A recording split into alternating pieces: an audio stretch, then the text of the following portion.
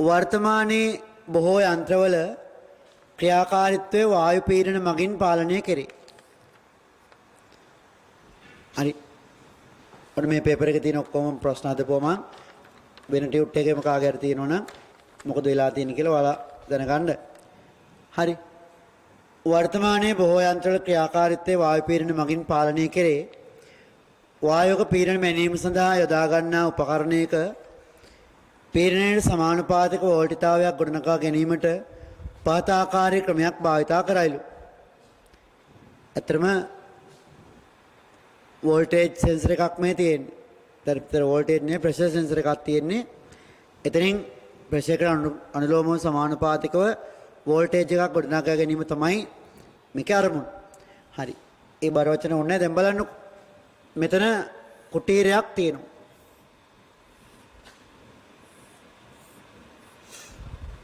කුටීරේ ලොකුයි. මෙතන පිස්ටනයක් දාලා තිනවා මෙහෙම. නමුත් පිස්ටනේ ටික ලොකුවට අඳින්නම් පේන්න ඕන නිසා එතන කුටීරට සාපේක්ෂව පිස්ටනේ හරි පොඩි. හරි.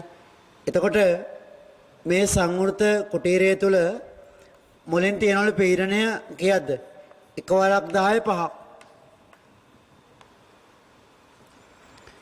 හරි. එතකොට බලන්න එළේ පීඩනය කොහොමත් එකවරක් 10 5යි. ඇතුළේ පීඩනය එළේ පීඩනය සමාන නිසා මේක සමතුලිතයිනේ. හිතන්න ඇතුළේ වාතය රත් කරලා අපි මේකේ පීඩනය වැඩි කරන්න හදුවොත් මොකද වෙන්නේ? ඇතුළේ පීඩනය වැඩි වෙනවා දැනට මෙහෙන් පීඩනයෙන් එන බලයි මෙහෙන් එන බලයි සමානයි. හැබැයි ඇතුළේ රත් කරලා පීඩනය වැඩි වෙනවා කියන්නේ මෙහෙන් එක වර්ගඵලයෙන් එන බලය දික් වෙනවා. එතකොට එහෙන් එන බලයට වඩා මෙහෙන් එන බලය මොකද වෙන්නේ? වැඩි වෙනවා ඇතුළේ පීඩනය වැඩි කරොත්. එතකොට පිස්ටනේ එලයට යනවා. ඒ එලයට යනකොට පිස්ටනයත් එක්ක බලන්න ඉතලයක් දාලා තිනවා කොක්ක වගේ. ඒක සර්පණයක් තල්ලු වෙලා විභවයක් හැදෙනවලු. විභව හැදෙන එක දැන් ඕනේ. හරි. ඒතර අහන්නේ ඉස්සෙල්ලම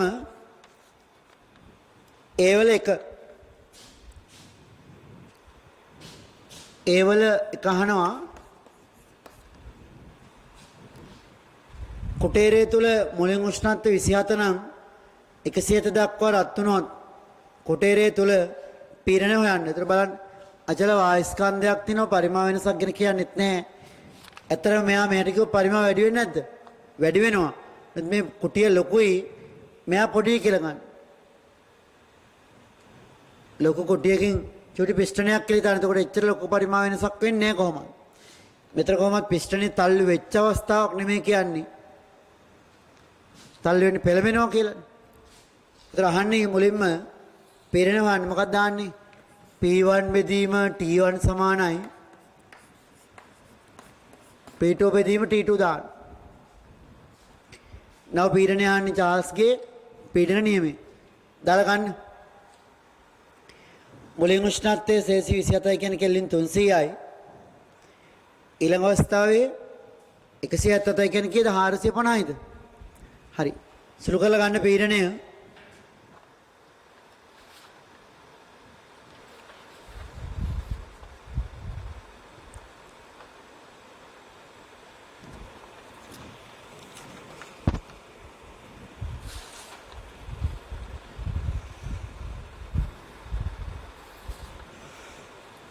එකයිසම් 5යි 10 5ක් දාවේ.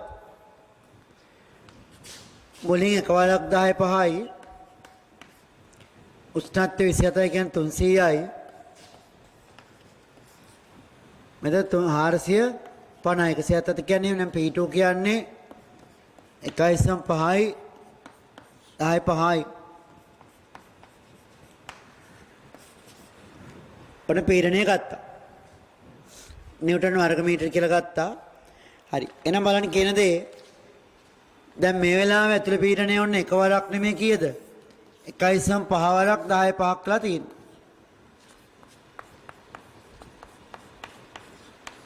ඒතර එළිය පීඩනයට වඩා ඇතුළේ පීඩනය වැඩි කියන්නේ එළියෙන් එන බලයට වඩා ඇතුළෙන් එන බලය වැඩි. ඒතර එළියෙන් එන බලයට වඩා ඇතුළෙන් එන බලය වැඩි නම් මෙයා තල්ලු වෙන්න යනවනේ අර පැත්තට. ඒ තල්ලුව නවත්තගෙන ඉන්නේ මෙතනින් ඝර්ෂණයක් දීලාලු. හොඳට තේරුම් ගන්න. මෙහෙන් එන බලය එන්නේ 5a කියලා. F1 කියන්නම්. මෙහෙන් එන බලය එන්නේ F2 කියමු කීයද? PA කියලා. එතකොට 5a ට වඩා PA වැඩිනේ. හේතුව 5 ට වඩා P වැඩි නිසා එහෙන් එන තල්ලුවට වඩා මෙහෙන් වැඩි නිසා මේක තල්ලු වෙන්න යනවා. හෙට ඒක තුලනය කරගෙන ඉන්න ඝර්ෂණي. එහෙනම් ඝර්ෂණයට සම්බන්ධයක් අහන්නේ. එහෙනම් බලන්න පීඩන වෙනසෙන් තල්ලුව කොහෙටද? පීඩන වෙනසෙන් තල්ලුව අර පැත්තට. ඒක වළක්වගන්නේ ඝර්ෂණي. එහෙනම් ගණ්ඩ F සමානයි PA ඍණ 5A. කී දෙන්නේ? P ඍණ 5 වරක් A.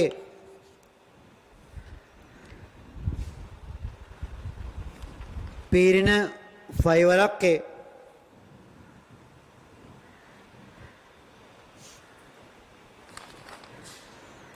හරි.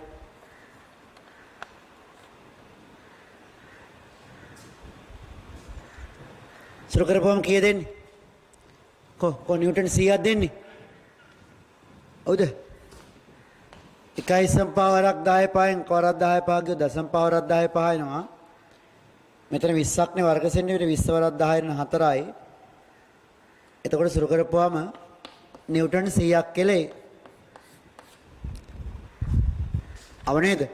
එතන පීඩන වෙනස නිසා හෙට තල්ලු වුණාට ඒක වළක්වගෙන ඉන්නේ ඝර්ෂණي. හරි.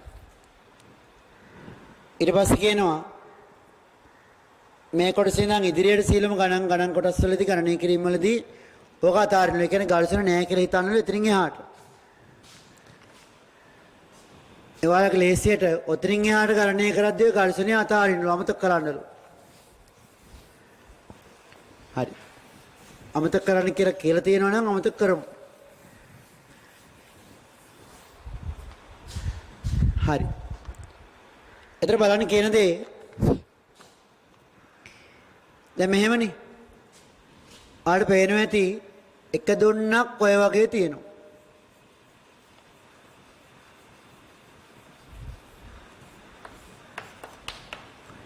අනෙක් දුන්න ටික පිටිපස්සෙන්නේ තියෙන්නේ.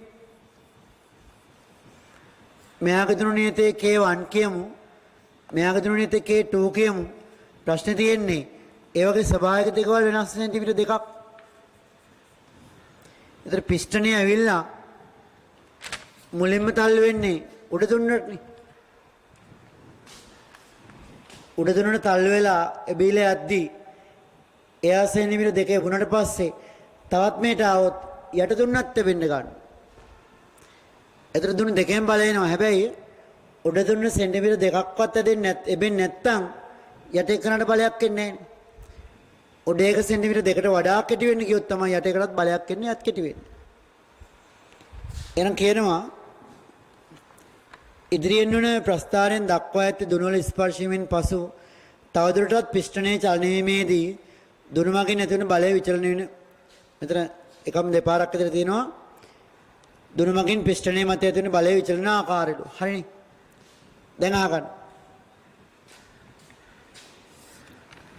ප්‍රස්ථාරය නෝ පේනවා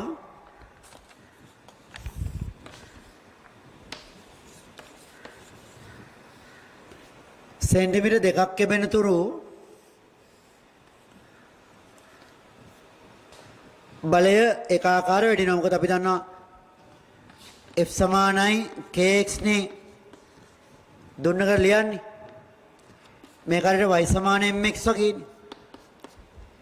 ඒ නිසා අපිට මේ අනුක්‍රමණය මගින් k ගන්න පුළුවන්. හැබැයි තවත් පොඩ්ඩක් හිතුවොත් මෙතෙන්කම්ම එබෙන්නේ උඩ දුන්නනේ. ඉතින් සෙන්ටිමීටර දෙකක් එබෙද්දී බලය නිව්ටන් 200ක් ඇවිල්ලා තියෙන එක හරි. එතකොට K1 හොයනවා නම් පුරුදු වෙන්න K1 හොයන්න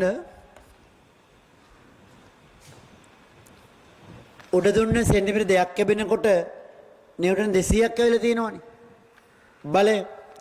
එහෙනම් එතනින් දිග දුන්නට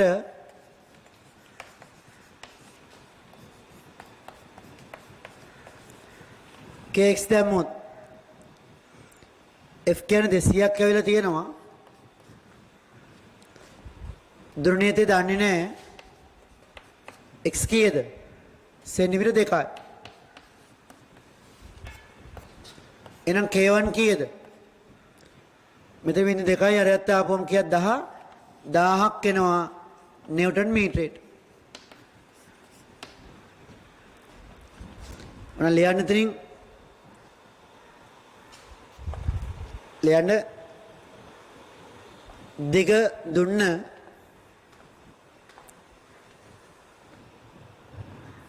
දෙකයි සෙන්ටිමීටර් සම්පීඩනය වන විට දෙකයි මීටර් සම්පීඩනය වන විට දෙකයි සෙන්ටිමීටර්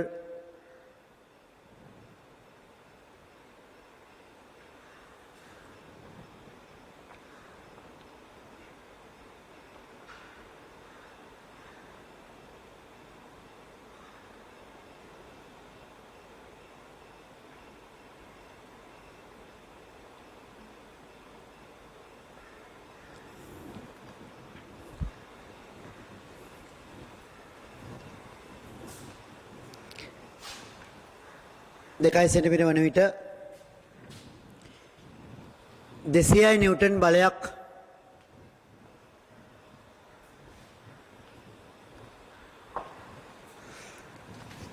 ඇතිවේ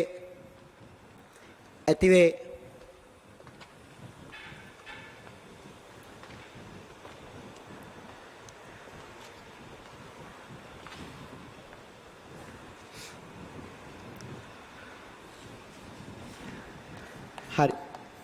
ඒ වගේම අහනවා දෙවෙනි කොටස මොකද? ඒකෙම අනෙක් දුන්නේ දුර්ණියතය. ඒකට පේනවා දැන් මේ ගානටම තන කුඩ දුන්න විතරක් තිබුණා නම් මෙහෙම යන්නේ. නමුත් සෙන්ටිමීටර දෙකට පස්සේ තව එපෙද්දී මෙයත් වෙනවනේ. ඒ නිසා ඔහම ගිහිලා තියෙනවා. හරියට මේ දුණු දෙක සමාන්තරගතයි වගේනේ. එතකොට සෙන්ටිමීටර් 4ක් එපෙද්දී බලය කීයක්ද? බලය අපිට පේනවා කීයක් වෙලාද? 800ක් වෙලා නේද? 800ක් වෙලා. එතන හොඳට තේරුම් ගන්න උඩ දුන්න විතරක් තිබ්බනම් 4 සෙන්ටිමීටර් කෙටි වෙද්දි බලය එන්නේ 400 නේ. මේකම ගියා නම් දෙකක් ඔබාදී 200 නම් හතරක් ඔබාදී 400 නේ. එතකොට හතරක් කැපෙනවා කියන්නේ මේ හරියට නේද? මේ ටික දෙකයි තව දෙකක් නේ. දෙකයි හතරක් කැපුණාම උඩ කෙනාගේ 400ක් එන්න. නමුත් 800ක් ඇවිල්ලානේ. ඒ කියන්නේ මේ 400 උඩ දුන්නේ. මේ 400 මොකේද? මෙතන 400ක් එන්නේ උඩ දුන්නේ. මෙතන වැඩිපුර 400ක් එන්නේ මොකේද? අනිත් දුන්නේ. හැබැයි යට එක්කන කොච්චරක් කෙටි වෙයිද? පිස්ටනේ 4ක් දුරාවට උඩ එක්කන 4ක් කෙටි වුණාට මෙයාගේ ස්වභාවික දිගම දෙකක් අඩුයිනේ. එහෙනම් ඊටු දෙක තමයි ආයෙ වෙන්නේ. එහෙනම් ත්‍රිමල යන්න පිස්ටනේ 4ක් සෙන්ටිමීටර් චලනය වූ විට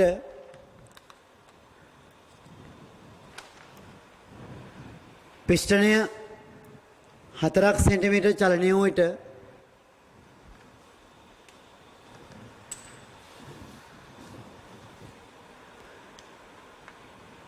උඩ දුන්නේ ගොඩනැගෙන නැත්නම් දිග දුන්නේ ගොඩනැගෙන බලය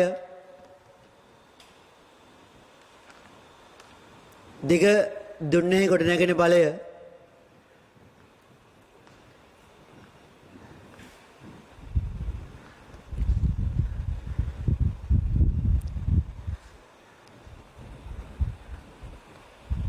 දිග දුන්නේ ගොඩනැගෙන බලය 400ක් නිව්ටන් වේ.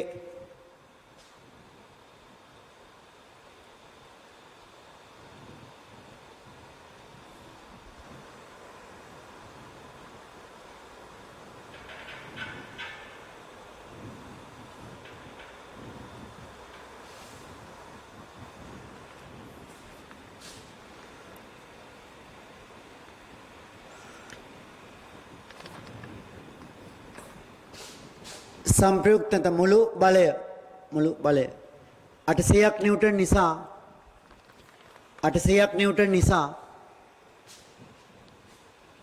මුළු බලය 800 නිව්ටන් නිසා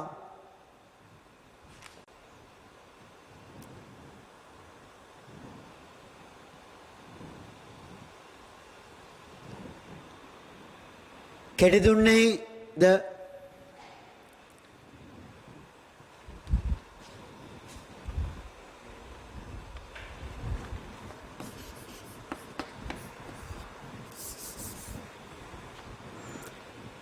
කෙටි දුන්නේද 400 නිව්ටන් බලයක් ඇති විය යුතුය.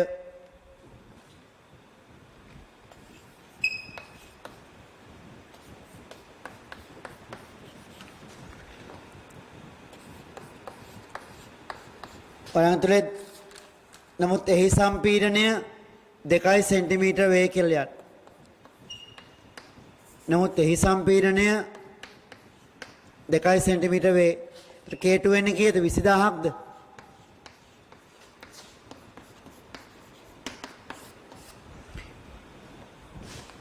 ඒ කියන්නේ 20000ක් නේද?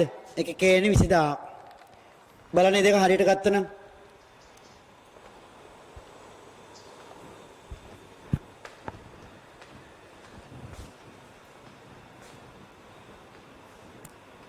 ආවද?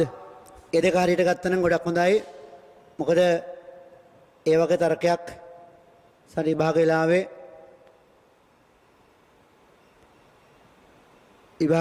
වගේ දේවල් හිර වෙන්න පුළුවන් සමහර ලාවට. එනමුත් එහෙම හොඳට කරා නම් ගොඩක් හොඳයි. හරි.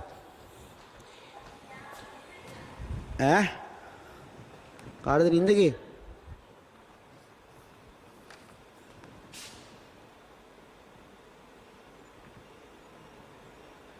කාටද පුතා මොකක්ද උනේ?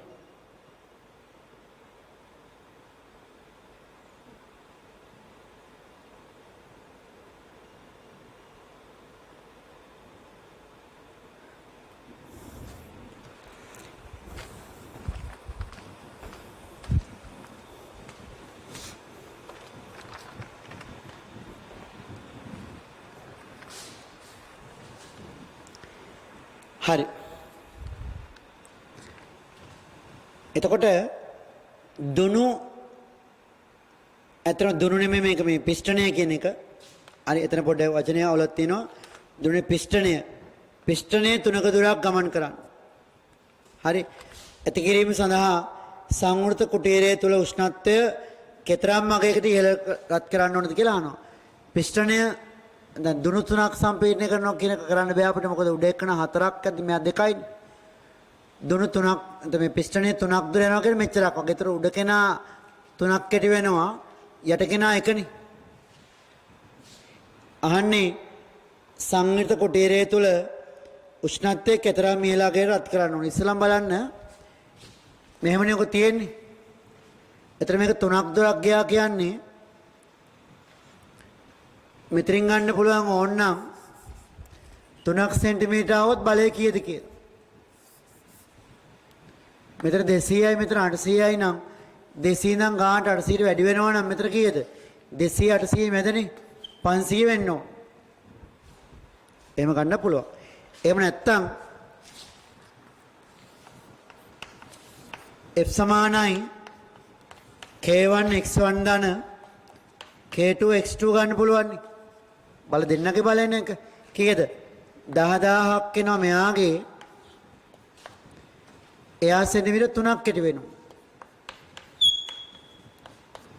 යට කෙනාගේ දුරු නියතය 20000යි. එයා සෙන්ටිමීටර 1යිනේ කෙටි වෙන්නේ. නේද? මුළු පිස්ටනේ යන දුර 3ක් වුණාට උඩ කෙනා 3ක් කෙටිනකොට යට කෙනා 1නේ කෙටි වෙන්නේ. ඒකට සුළු කරපුවාම කීයද එන්නේ? මෙතන එනවා 300ක්. මෙතන එනවා 200ක්. 300 200යි 500ක් නිව්ටන් කියලා එහෙම ගන්නත් පුළුවන්. මෙතනින් ගන්න එක ලේසි ඉතින්. නමුත් ඉතින් අර එහෙම ගත්තත් වරදක් නෑ. හැබැයි පිස්ටනේ 3ක් වෙනකොට උතර වචනේ වැරද්ද නිසා වන්න කාට හරි පොඩි වැරද්දක් වෙන්න පුළුවන්. දුනු තුනක විතර දෙයක් කියන දුරු නිමේතරම පිස්ටනය 3ක දුරක් ගමන් ගන්නාට කියලා කියන්නේ. එතකොට බලය, ඒ කියන්නේ මේ 3ක් දුර යද්දී බලය 500යි නිව්ටන්. ආනේ බලය නෙමෙයි කොච්චර උෂ්ණත්වය රත් කරන්න ඕනද කියලා අහන්න. කොච්චරක්? එතන හොඳට තේරුම් ගන්න. දුණු වලින් මෙහෙට බලයක් එනවා මෙයාට 500ක. අතර රත් කළ පීඩනයේ පී තියාගත්ත කියලා හිතන්නකො. අතර පීඩනයේ පී කියලා හිතන්න බලය 500ක් එනවා දැන්. මෙයා දැන් තල් වෙලා තියෙන්නේ ඔහොම. දුණුවේ බිලා 500ක් එනවා. එහෙනම් හොඳට බලන්න අහන්නේ කොච්චරක් රත් කරන්න ඕනද කියලා.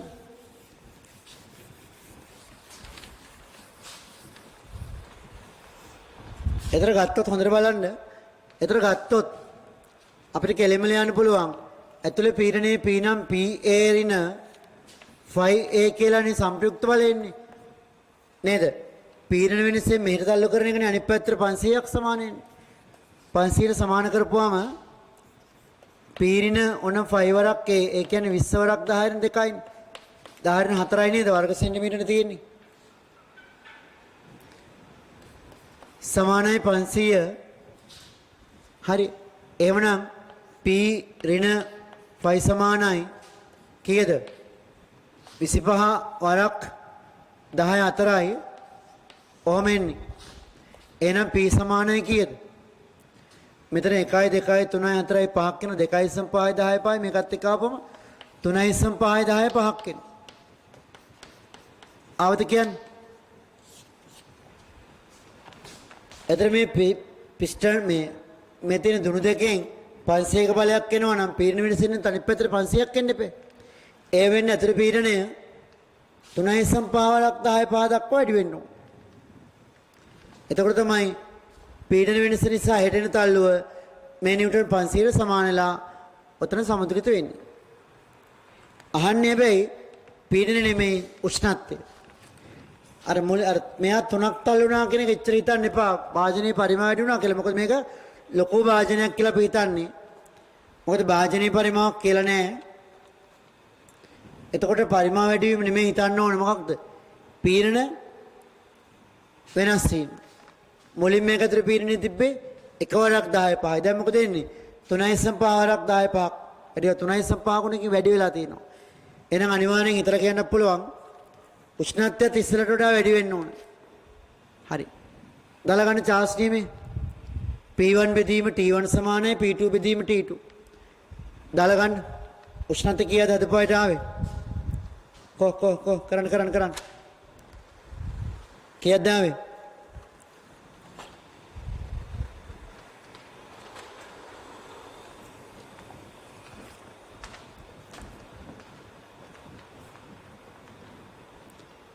එක්දාස් 50ක් නේද? හොඳයි. 1050ක් කෙල්වින් සෙල්සියස් කරන්න පුළුවන් 273ක් අඩු කරලා. හරි. දෙකම හරි. කොකලියවත් ලකුණු ලැබෙනවා. 1050යි කෙල්වින් හෝ 273ක් අඩු කරලා සෙල්සියස් ගන්න පුළුවන්.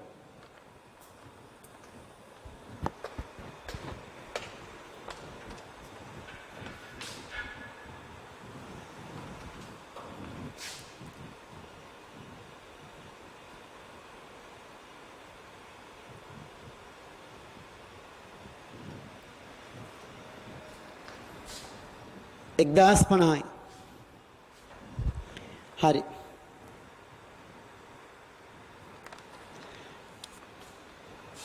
සංවෘත කොටේර මගින් උපකරණයේ ක්‍රමාංකන සිදු කිරීමෙන් පසු දැනා ගන්න ඒ කියන්නේ මේ පිස්ටනයේ ගිය දුරාණුව අපිට මේක ඇතුලේ පීඩනය හොයලා එතනින් උෂ්ණත්වය හොයන්න පුළුවන්. මොන ගානේ බලන්න කියන දේ පිස්ටනයේ ගිය දුරාණුව අපිට මේක ඇතුලේ උෂ්ණත්වය කියන්න පුළුවන්. පිස්ටනයේ ගිය දුරත් එක්ක අර සර්පණේ තල් වෙලා වැඩි වෝල්ටේජ් පැත්‍රිකුත් එක වෝල්ටේජ් එකක් කරන්න පුළුවන්. ඒ වෝල්ටේජ් කරන එක මම මේ ප්‍රශ්නේදී ඔයාලට දීලා නැහැ. ඒක වක්ක ධාරාවිද්‍යාවේදී මම කරපුවම දාන්නම්. හරි. එතකොට පිස්ටනයේ ගියපු දුරත් එක්ක මේක ඇතුළේ උෂ්ණත්වය ආර කියන්න පුළුවන්. අනේක තමයි අපේ අරමුණ. එහෙනම් සිගරස කියනවා සංවෘත කුටීර මගින් උපකරණයේ ක්‍රමාංකන සිදු කිරීමෙන් පසු සංවෘත කුටීරය තුළ වායු පීඩන උපකරණයක් වෙත සම්බන්ධ කරනවා. යම් අවස්ථාවකදී පිස්ටනයේ චලනීය උදුර සෙන්ටිමීටර් 5යි නම් උපකරණය තුළ පීඩනය අනෝ ඒතර වගේමයි 5ක් දුර ගියා කියන්නේ පීඩනය අනෝ 5ක් දුර ගියා කියන්නේ උඩ කෙනා 5ක්ම කෙටි වෙනවා යට කෙනා 3ක් කෙටි වෙනවා කියලා. උඩ කෙනා 5ක් කෙටි වෙනවා යට කෙනා 3ක් කෙටි වෙනවා. එහෙනම් මෙතනින්ම ගන්නත් පුළුවන් ඔහම හිතලා කීයද? මෙතනින් පස්සේ සෙන්ටිමීටරයකට 300 ගාණක් වැඩි වෙනවනේ. තව සෙන්ටිමීටරයකට තව 300ක්. එහෙනම් සෙන්ටිමීටර 5 වුණොත් කීයද? තව 300ක් කියන්නේ නිව්ටන් 1100ක්. හරි. 1100ක් එනවා. එන 1100ක් එනවා එහෙම ගන්න පුළුවන් නැත්නම් F සමානයි k1x1 දන k2x2 එහෙම දාලා ගන්නත් පුළුවන්. හරි. එහෙනම් මෙතනදී කොහොම හරි ක්‍රමයකට ගන්න බලය 1100යි කියලා. එන 1100ක් වෙන්න පීඩනය ආන්නේ. ටක් ගාලා ගන්න.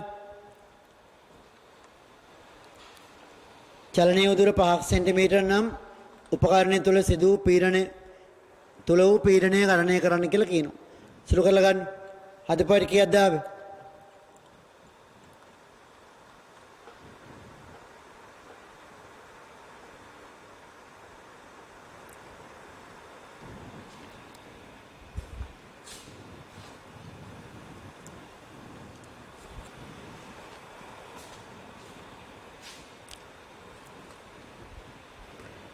කීයද ආවේ? 6.5යි 10 5ක් එන්නේ. 6.5යි 10 5ක්. 6.5යි 10 5ක්.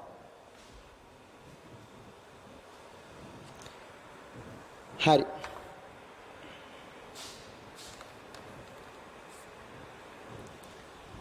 පීඩනය මුලින් අගේ තිබ්බා කියලා කියනවා.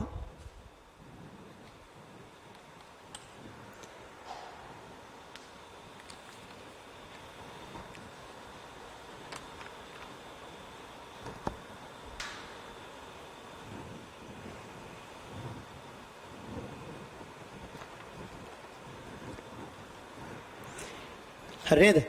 අර වගේම ගන්න ඔන්න එතන ලියන්නේ ප්‍රස්ථාරයට අනුව පිස්ටනයේ ගමන් කළ දුර 5 සෙන්ටිමීටර වූ විට බලය 1100යි නිව්ටන් වේ කියලා.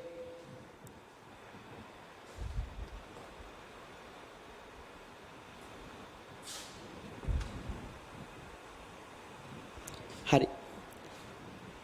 ඊට පස්සේ ගානේ කියනවා D කොටස අන්තිම කොටස යන්ත්‍රයේ අලුත් වැඩියාවකදී කෙටි දුන්න වෙනුවට වෙනත් දුන්නක් භාවිතා කරාලු. මෙයා වෙනුවට වෙන දුන්නක් ගත්තලු දිග වෙනසක් නැහැලු. නමුත් ඒක 20000 නෙමෙයි 25000 වුණ ටිකක් බලය වැඩි නේද? මෙයා 10000 නේ. අතට ටිකක් මෙහෙම යන්නේ ටිකක්. එයා හයියයි. හරි. ඒතර කියනවා අලුත් වැඩියා කිරීමෙන් පසු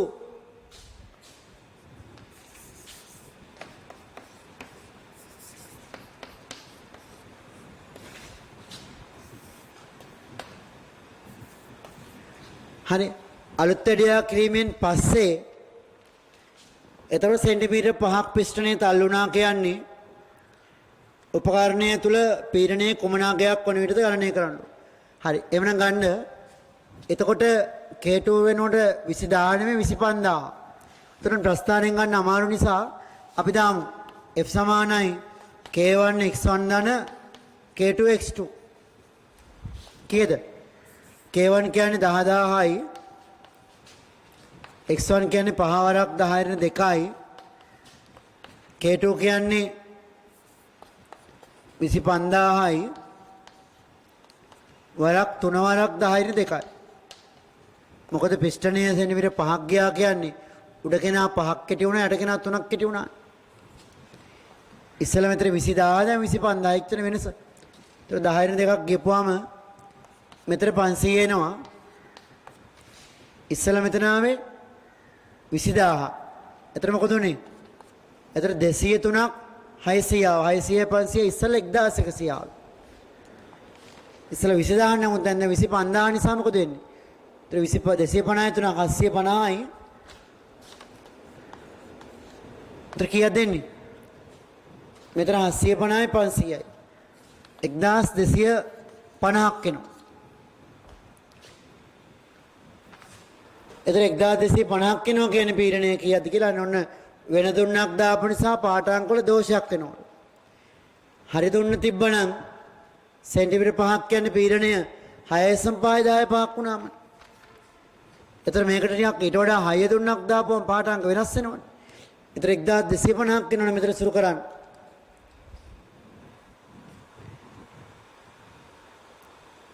එතන කීයද? අතන 6.25 7.25ක් දෙන්නේ. ඔව්නේ. ඔය වගේම සුරු කරන්න. එතන P ඩෑෂ් කියලා දාන්නම්. 7.25යි 10 5ක් නිව්ටන් මීටරයට.